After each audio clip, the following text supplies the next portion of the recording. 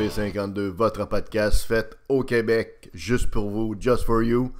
Merci de vous abonner à notre chaîne sur YouTube en cliquant le petit bouton rouge, s'abonner également à notre page Facebook, on passe ça.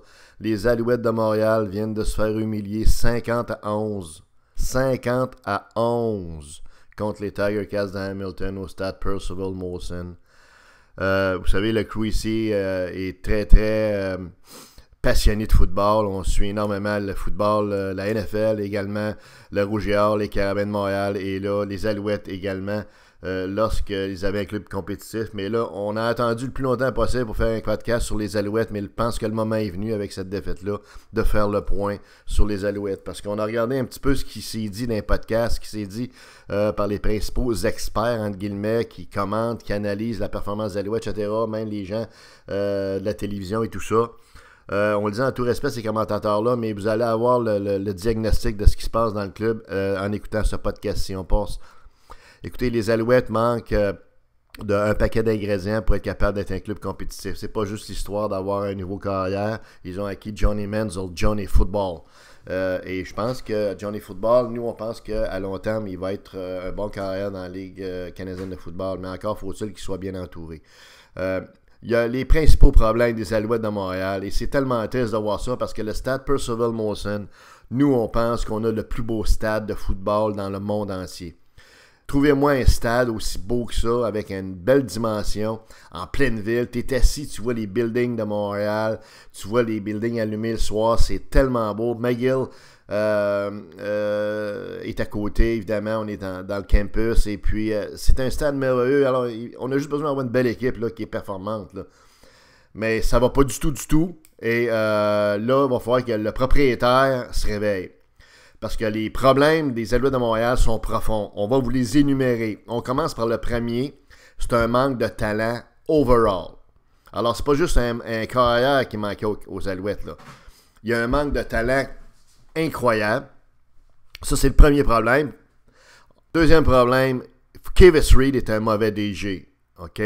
Il faut que ce gars-là soit congédié illico rapidement et remplacé par un bon GM, un GM qui a des bonnes connexions notamment avec les universités américaines pour être capable d'aller chercher des bons prospects, également avec les clubs américains, la NFL, etc. Donc quelqu'un qui est plugué aux USC. Ça, c'est le deuxième problème. Troisième problème, c'est le coaching. Mike Sherman est un bon coach, un gars qu'on respecte, mais c'est pas le coach pour gérer la situation actuelle.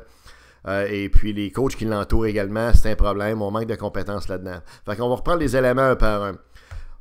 Première des choses et la plus grave, c'est que c'est un manque de qualité. Il y a un manque de qualité des joueurs et un manque, je dirais, d'application technique là, des joueurs en question également.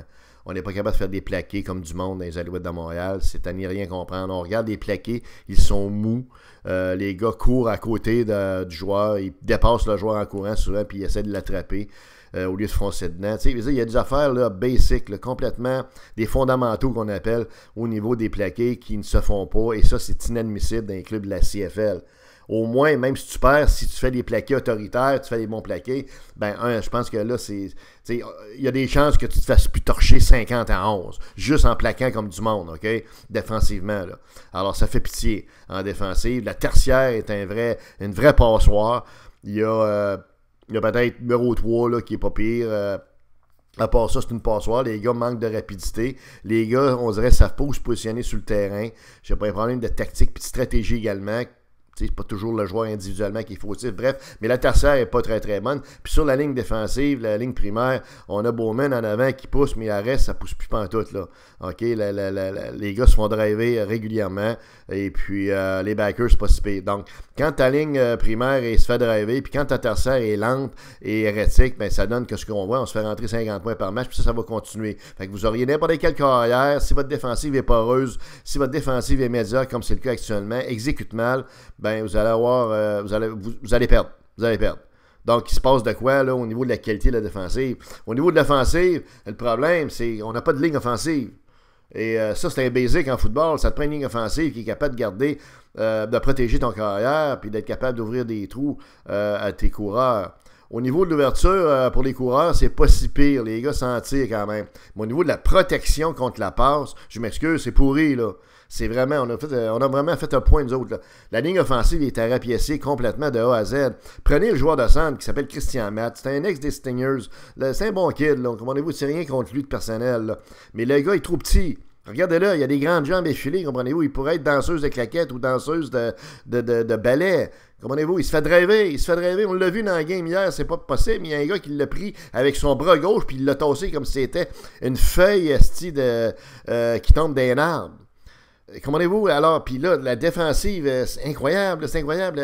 Des Tiger Cats, comment ils ont eu la vie facile contre la O-line des Alouettes, OK? Alors, tu sais, contre la passe, il n'y a pas de protection. Manziel a couru après sa vie pour protéger puis être capable de faire des jeux. Tu es obligé de faire du scramble qu'on appelle, puis sinon ça tenait pas. Elle tient pas la ligne offensive. Donc, la O-line est à avoir au complet. Les receveurs sont ordinaires. Au mieux, le crew de receveurs des 3 receveurs est très ordinaire. C'est peut-être pas la raison première, mais il faudrait vraiment que ce soit revampé avec un stud à travers ça. Il n'y a pas de stud, il n'y a pas vraiment un receveur numéro 1 là-dedans. Donc, c'est pas très très bon. On y rapprocher, pas trop pire. Patrick Lavoie s'en tire bien. C'est un des seuls.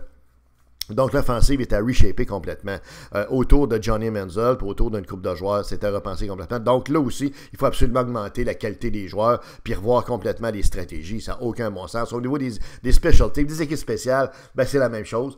Les gars qui font des run-backs sont pas assez rapides. Ils sont pas capables d'aller dans les trous puis de gagner 10-15 verges supplémentaires ou de faire le terrain au complet en galopant. Ils n'ont pas des joueurs pour ça. Les gars, également, lorsque c'est l'autre club qui reçoit le ballon, les plaqués sont souvent manqués, tout ça. Le batteur, Boris Bédé, est irrégulier.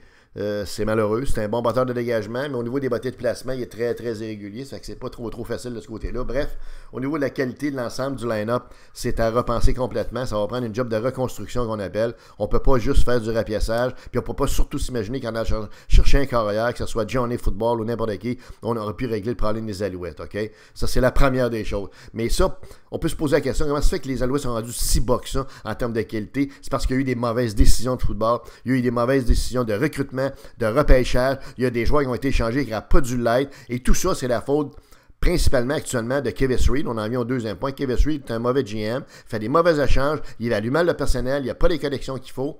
Bref, c'est un gars qui devrait être remplacé. Il devrait être remplacé rapidement. Maintenant, en plus de ça. Le propriétaire ne devrait pas attendre. Comprenez-vous? Reed, là, c'est zéro. Rien à faire avec ça. C'est peut-être un bon gars de football dans d'autres fonctions, mais pas comme GM à Montréal. OK? Et la troisième raison, et non la moindre, c'est les coachs. Mike Sherman est un bon gars, c'est un ex de la NFL, c'est un bonhomme par contre qui est rendu assez avancé en âge, et même si on ne veut pas faire dans l'âge, c'est un gars qui est d'une autre époque, qui ne connecte pas avec les jeunes de génération actuellement, et aussi c'est un gars qui a été élevé dans la NFL, pas dans la CFL, et on dira ce qu'on voudra, mais la différence est très très grande dans entre 3 essais et 4 essais pour faire un first down, et puis il y a bien des aspects de la CFL qui doivent sur lesquels il doit se gratter la tête, il doit se demander quoi faire avec ça. Donc, c'est pas vraiment l'homme de situation. Ça prendrait un jeune autoritaire qui est capable de connecter aussi avec les gens, avec les jeunes maintenant des nouvelles générations. Et même chose au niveau du coaching staff. Le gars des special teams hier, puis le gars de la défensive donnait des tapes ses fesses à ces gars qui revenaient au banc comme s'il était méritoire, alors qu'ils jouaient comme des pieds, qu'ils jouaient comme des culs. Au lieu de. Il aurait dû être varlopé. Les gars auraient dû se faire tout parler d'en face, bien comme il faut sur le banc, même devant la caméra, comprenez-vous, si on avait un peu de temper dans ce club-là. Mais non, tu tapes ses fesses, tu tapes dans le dos, c'est beau, pas grave, mon gars, même si on perd 50 à 11, on va quand même aller prendre notre petite bière après la game. On verra la prochaine game qu'est-ce qu'on va faire. Bref, les Alouettes, c'est un mess total, c'est un bordel. Il faut que absolument le propriétaire mette le pied dans l'équipe, comprenez-vous, une pied à terre, comprenez-vous, puis fasse un ménage complet. Pas un ménage du printemps, un ménage d'été. Il faut que ça se fasse, puis right now. OK? Parce que les Alouettes, les partisans des Alouettes méritent mieux que ça. On a un beau stade, on a des fans en or, mais c'est certainement pas en perdant 50-11 qu'on va remplir le stade. C'est incroyable ce qui se passe actuellement à Montréal. Et ça dort au gaz au niveau des analystes, des commentateurs, des journalistes. Vous venez d'avoir le diagnostic du club. Il faut absolument qu'on fasse ce qu'on vient de dire. Sinon, les Alouettes vont perdre encore. Les Alouettes n'ont pas gagné au Stade Percival depuis le 11 août l'an passé. Ils ont perdu 17 de leurs 18 dernières games. Qu'est-ce que ça prend au propriétaire de plus pour mettre le pied à terre, comprenez-vous, puis faire le wash-out que ça prend, faire le ménage que ça prend, mettre du gens compétents à la tête des Alouettes?